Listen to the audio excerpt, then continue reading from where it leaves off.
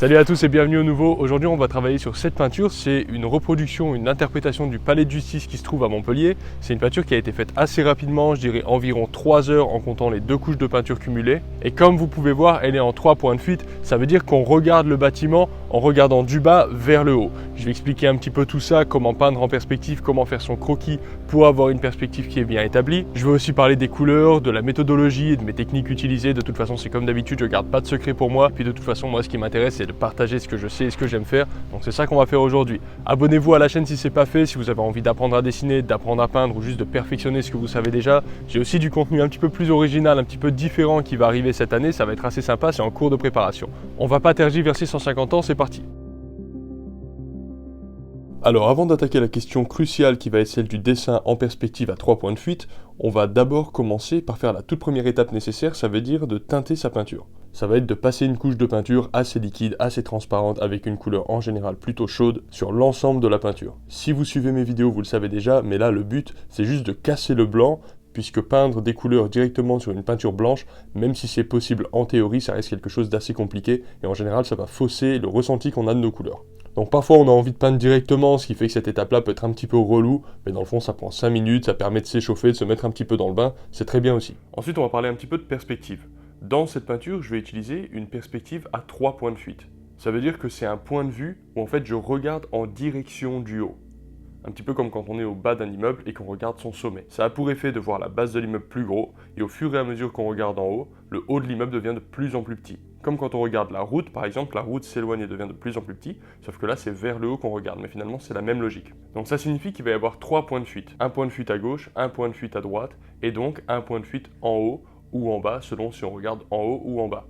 Donc je vais commencer par tracer une ligne verticale centrale, et ensuite symétriquement de chaque côté, je vais faire des lignes qui se rejoignent à un point qui va être loin en haut, mais que là on ne voit pas. Ça veut dire qu'il va falloir faire un rapport de proportion un petit peu comme un éventail. Et il faut surtout faire très attention que nos lignes, si on imagine qu'elles continuent dans l'espace, se rejoignent au même point. Alors c'est pas évident, et je ferai une vidéo plus en détail pour pouvoir faire une grille de perspective vraiment solide. L'idée de faire ça en 3 points de fuite, c'est que ça va nous donner une impression de grandeur, et ça donne un point de vue qui va donner au bâtiment beaucoup de puissance, avec un côté beaucoup plus massif, comme si on était un petit peu dépassé par la taille de la chose. Je précise que l'utilité de la perspective et le choix 1, 2, 3 points de fuite, c'est pas déterminé par le sujet, mais par le positionnement que toi tu veux avoir sur ce sujet. Tout peut être dessiné en 1 point de fuite, tout peut être dessiné en 2 points de fuite, et tout peut être dessiné en 3 points de fuite. Bon, c'est clair que cette histoire de croquis fait au pinceau directement en respectant bien les proportions des lignes et tout, c'est pas évident. Il n'y a aucun problème à utiliser une règle. Donc si tu penses que tu vas pas avoir la précision nécessaire à main levée, prends une règle, un crayon, fais-le correctement, il n'y a pas de problème avec ça. Il serait complètement possible de faire un dessin beaucoup plus précis. Là, j'avoue que l'exercice du jour, c'est beaucoup plus pour moi de travailler avec des masses de couleurs et d'essayer d'avoir un dessin qui est relativement précis directement au pinceau. Donc tu vois, j'y vais doucement, toujours avec une peinture relativement transparente, je vais rajouter de plus en plus de pigments, et il n'y a pas de blanc dans mon mélange, j'ai envie d'éviter d'avoir quelque chose qui va vite devenir laiteux, etc. Là, je suis encore à l'étape de construction. Alors tu vois, maintenant que j'ai noté avec une peinture relativement claire les zones où mes pylônes allaient être, eh bien, je vais pouvoir peindre l'endroit entre les pylônes. Donc là, je vais avoir un mélange avec du marron, du bleu, un petit peu de blanc, on peut voir qu'il y a un petit côté opaque, et cette opacité-là, c'est le blanc qui l'amène principalement. Mon but, c'est de faire en sorte que les espacements entre les pylônes soient proportionnels les uns aux autres, qu'ils aient tous le même écartement. C'est pas évident, surtout que là, je le fais un petit peu à l'œil, disons, mais ça reste quand même l'objectif principal de l'exercice. Donc ça, typiquement, même si c'est à la peinture que ça se passe, ça reste dans le domaine du dessin, finalement.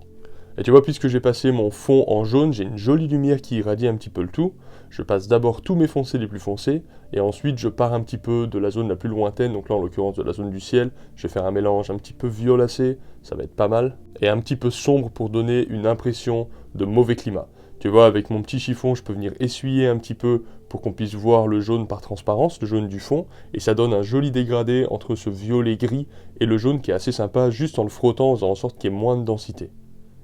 Et là, tu te rends bien compte que c'est beaucoup plus facile d'avoir une toile teintée lorsque tu commences de peindre, plutôt que de commencer sur un truc tout blanc. Ça permet d'apporter une vibration unifiée à ta peinture, un petit peu comme si à la fin tu appliquais un glacis, sauf que là, au lieu d'appliquer un glacis sur la fin qui va unifier le tout, tu places une couleur au début qui va unifier le tout également.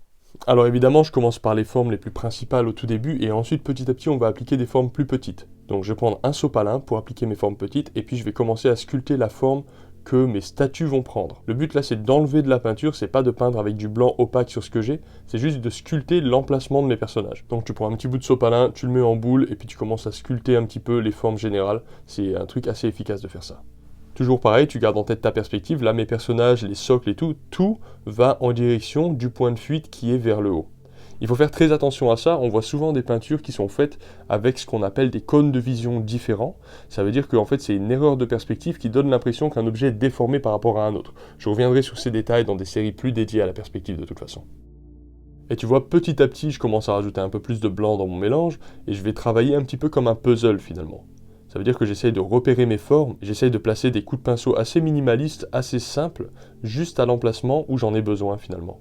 Donc le but c'est de réfléchir suffisamment pour pas donner trop de coups de pinceau inutiles. Sachant que dans cette peinture, dans ce style, j'ai un objectif à la prima, ça veut dire que je vais essayer de me rapprocher le plus proche possible du résultat final, du résultat désiré en une seule couche. Donc je m'inquiète pas trop sur la texture, etc. C'est un truc qui est un petit peu cru lorsqu'on regarde de près, et ça donne un espèce de flou artistique que je trouve vraiment très intéressant. Beaucoup moins fini que certaines autres peintures que vous pouvez voir sur la chaîne, mais par contre on a une qualité dans la spontanéité de la touche qui est vraiment intéressante. Il faut résister la tentation de vouloir forcément trop policher les détails, du moins ça dépend dans quel contexte, mais là dans ce contexte-là c'est pas mon objectif. Le but c'est de s'éloigner et de prendre des décisions de sa peinture à 2 mètres environ. Tout ce qui, plus proche de 2 mètres, te semble pas terrible, tu le laisses, puisque de toute façon, en général, une peinture ça se regarde avec la distance. Et encore une fois, là l'objectif de l'exercice, c'est d'arriver à faire quelque chose assez rapidement et de créer un ressenti général. On n'est pas sur de la peinture réaliste, de proche, etc. C'est pas ça l'idée. Donc comme tu peux voir, je garde les spots de lumière vraiment pour la fin, et là petit à petit je vais peindre les zones qui sont à l'ombre avec de la peinture plus opaque. Il n'y a pas forcément beaucoup d'épaisseur et je joue aussi sur la transparence à certains endroits de la peinture, mais finalement je vais prendre une espèce de gris assez violet et je vais décider de tous les endroits où l'ombre va frapper. Le but c'est de donner un bel effet clair-obscur avec des zones de lumière qui sont bien puissantes, bien jaunes, un petit peu comme s'il était par exemple 18h, et en même temps des zones d'ombre qui permettent de donner un joli rythme à la chose et de pas faire quelque chose de plat. Donc tu vois là je place mes zones d'ombre avec un genre de violet, c'est pas très foncé mais je sais qu'il va y avoir mes clairs, ma lumière qui va jaillir après, et aussi je sais qu'il va y avoir une couche de glacis par la suite avec des couches plus foncées qui vont me permettre de retonaliser ma peinture, de refaire sortir des noirs plus foncés, etc. Donc là ce que je recherche pour le moment c'est une palette un petit peu plus compressée, avec des parties de pylônes qui ne sont pas frappées par la lumière mais qui sont pas trop foncées non plus, puisque ça reste des objets de couleur locale blanche et qui restent dans un environnement où en fait on a quand même beaucoup de lumière diffuse. C'est pas frappé par la lumière directe, mais on n'est pas dans une crevasse, on n'est pas dans un petit recoin où la lumière a du mal à aller et à ressortir, on reste dans un espace ouvert et par conséquent la zone d'ombre sur les pylônes doit rester relativement claire. Alors c'est maintenant petit à petit je vais commencer à rajouter des couleurs beaucoup plus claires, beaucoup plus blancs. Au fur et à mesure aussi, je sculpte grâce à mon blanc des formes plus petites.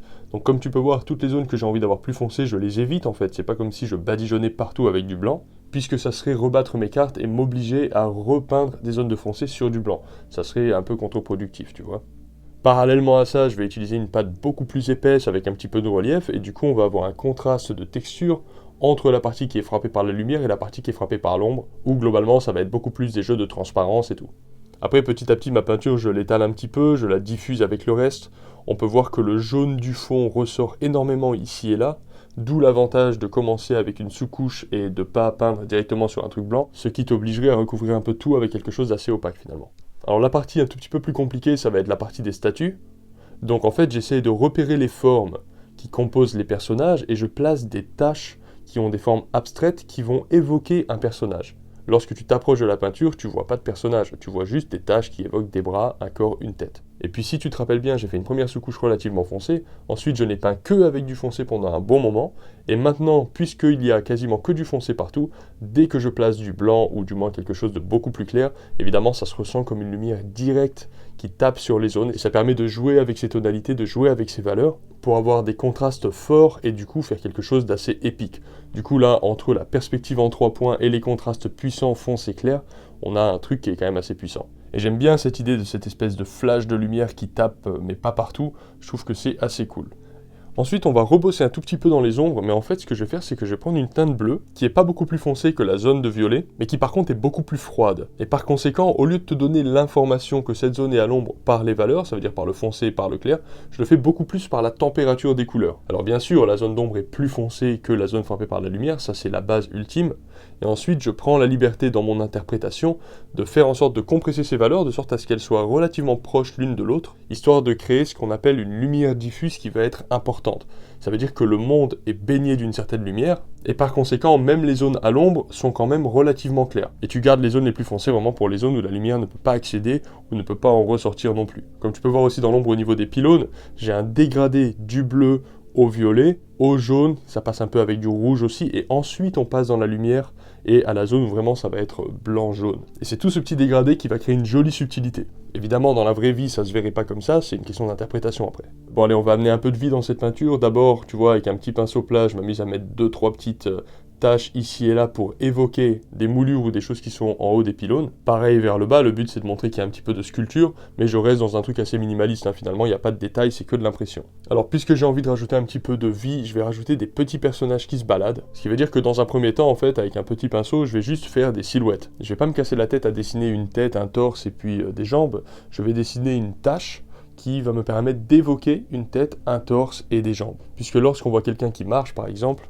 avant de voir tous les vêtements, les détails du visage et tout, que de toute façon je ne pourrais pas faire compte tenu de la taille de la peinture, on voit surtout une silhouette et ça suffit à avoir suffisamment d'informations finalement. Bon, je fais un tout petit bond dans le temps, j'ai modifié quelques trucs, notamment le ciel et tout, mais ça reste relativement secondaire. Là, j'aimerais parler un tout petit peu des personnages et de la façon dont je vais gérer la lumière sur eux.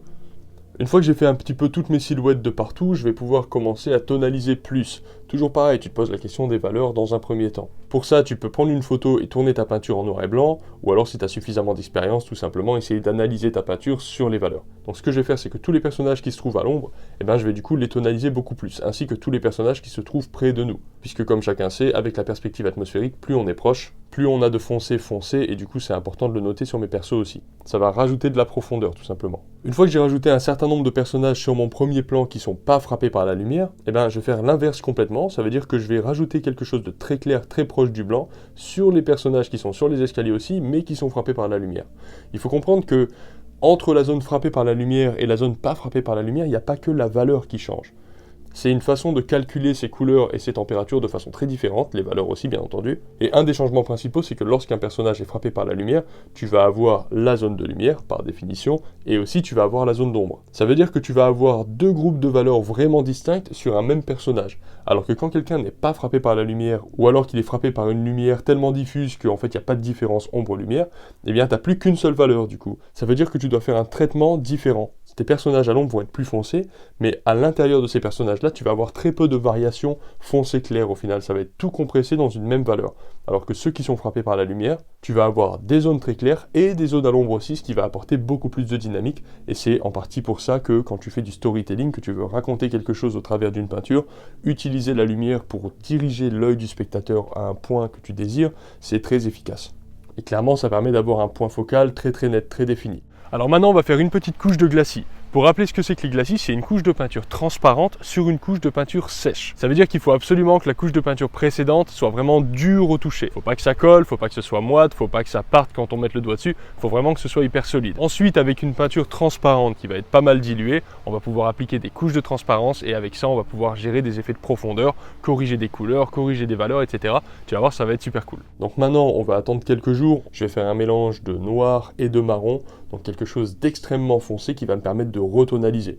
Avec mon petit pinceau doux, je vais badigeonner ça un petit peu partout. Je vais évidemment éviter les zones de lumière directe. C'est beaucoup plus pour peindre dans la zone de foncé. Ça va me permettre de désaturer un petit peu mes zones de foncé qui sont un petit peu trop violettes, un petit peu trop bleues. Ça va me permettre de donner un truc un peu plus réaliste. Et surtout, comme tu peux voir, ça va donner de la profondeur à tous les endroits frappés par mon glacis. Alors évidemment, il faut attendre que ta peinture soit bien sèche, et ensuite seulement tu peux passer des glacis, de sorte à ce que la couche de peinture transparente que tu es en train d'appliquer dans ton glacis ne perturbe pas la couche précédente. Et comme tu peux l'observer, au fur et à mesure que je fonce la partie du fond, tous mes pylônes, toutes mes parties de lumière vont ressortir encore plus, ce qui est évidemment le but. Donc pour mettre plus de valeur sur mes pylônes de lumière, je ne rajoute pas plus de lumière dessus, ou du moins pas encore, je rajoute du foncé par contre, dans un premier temps, dans les alentours, et du coup par contraste, ça va les faire ressortir. Donc quand tu veux faire ressortir quelque chose, pose-toi deux questions. Est-ce que c'est sur ce quelque chose que tu dois travailler, ou est-ce que c'est sur son contexte? Au final, un sujet sans son contexte n'existe pas, ou très peu. De fait, c'est important vraiment de penser aux deux éléments, sujet, contexte. Alors pareil, tu vois, sur le premier plan, je vais pouvoir retonaliser un petit peu tout, Et comme j'ai dit juste avant, il y a vraiment deux façons de traiter différentes les zones frappées par la lumière et les zones frappées par l'ombre. C'est pour ça que là, avec mon glacis noir, j'évite toutes les zones de lumière. Et tu vois, maintenant que c'est fait, avec quelque chose de plus blanc, plus clair et aussi un petit peu plus froid, parce que là, c'est vrai que ce jaune, il est un petit peu trop chaud, eh bien, je vais pouvoir venir et puis repeindre. Alors, tu peux repeindre ou en épaisseur, ou faire un petit glacis, ou les deux, comme tu as envie. Tu verras, les glacis de blanc sont parfois un petit peu traîtres, il faut faire attention. Mais là, mon idée, c'est aussi de désaturer quand même pas mal, et de garder les zones de saturation, c'est-à-dire jaune, rougeâtre, plus pour la frontière entre le clair-obscur, la frontière ombre-lumière. Dans la partie de lumière frappée directement, je veux pas avoir un jaune trop puissant. Donc là, tu vois, pareil, quand je dessine mes petites statues avec ma couleur plus claire que ce qu'il y avait précédemment, eh bien, de nouveau, j'essaye pas de tout repasser, je sélectionne mes endroits et petit à petit, je fais des formes de plus en plus petites. Tu fais des grosses formes, puis des formes moyennes, puis au fur et à mesure que tu rajoutes des couches, tu vas faire des formes de plus en plus petites, et ça va aussi augmenter comme ça la définition, le nombre de détails et tout ça. Pareil, avec ce blanc cassé qui est quand même chaud mais plus froid que ce qu'il y avait à la base, je vais venir refaire péter la lumière sur les pylônes et là on commence à avoir une lumière qui devient de plus en plus radieuse avec un contraste clair-obscur qui est assez puissant. Ah, tu vois un gros plan, ça permet de s'apercevoir un petit peu de la quantité de détails et en fait, bon, la peinture est assez petite mais on se rend bien compte qu'il n'y a pas de détails, il n'y a pas de visage, il n'y a pas de bras, il n'y a pas de jambes, on voit juste des taches et ces taches suggèrent quelque chose et finalement ça suffit largement à donner des infos. On voit tous ces petits personnages blancs qui se baladent à droite à gauche ainsi que tous les personnages qui sont frappés par l'ombre qui se baladent aussi, ça donne une belle dynamique, je trouve que c'est assez cool. Alors pour le ciel, je vais le refaire, pourquoi pas, et tu vois, j'y vais vraiment de façon un petit peu timide pour la couleur. J'essaye de trouver une couleur pour le ciel qui va être cohérente et qui va être harmonieuse avec le reste, et pour ça, j'utilise pas de méthode miracle, je pose une couleur que je pense être intéressante, je m'éloigne, je regarde si c'est intéressant, s'il faut, je la diffuse un petit peu, j'y vais petit à petit. S'il faut utiliser de la transparence au début, c'est pas un problème, même si après tu vas sur du opaque, cette démarche de commencer par transparence, c'est une démarche qui va te permettre petit à petit de trouver la bonne teinte. Quand tu as pas de modèle et que tu fais d'imagination, eh bien, un procédé un petit peu progressif, c'est pour le moins adapté. Bon voilà, j'espère que c'était cool, que vous avez passé un moment agréable et que vous avez appris des trucs. Comme vous pouvez voir, je suis de retour en France, je sais pas si ça se voit énormément, mais en fait là je suis dans les Cévennes, c'est super joli. On va faire 2-3 plein air aussi dans les Cévennes, c'est vraiment un lieu qui me plaît beaucoup. Je vais aussi commencer à faire des cours en ligne peut-être un petit peu plus complets, etc. Donc en attendant, dessinez tout le temps, peignez tous les jours, et puis je vous dis à la prochaine, salut.